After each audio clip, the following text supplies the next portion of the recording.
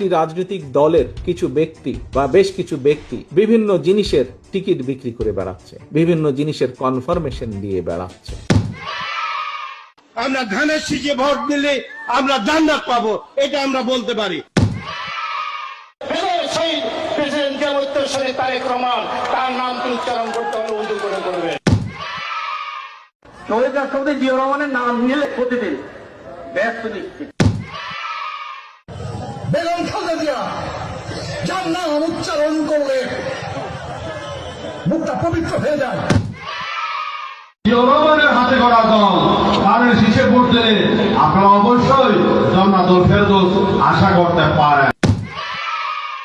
আপনার স্বামী যার পায়ের নিচে আপনার বেশ, সেই পুরুষ মানুষগুলো এখানে উপস্থিত আছে, তাদেরকে বলবো বাড়ি বাড়ি গিয়ে মা বোন চাচি খালাদের বলে দেবেন ভোট ধানের শীষে দিতে হবে।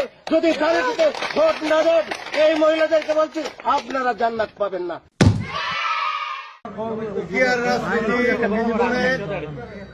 আমি মক্কা মনে করি সাধারণ তুদুরির এই বাড়ি থাকি।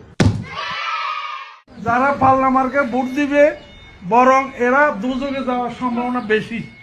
বিভিন্ন বাড়িতে যাইয়া আমাদের ধানের শীষের পক্ষে কথা বলবে।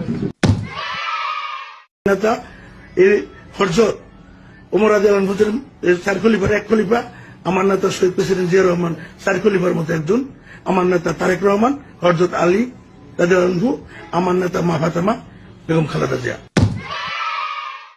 আমরা মদিনা ইসলামের চর্চা করি, আমরা মদিনা ইসলামে বিশ্বাস করি।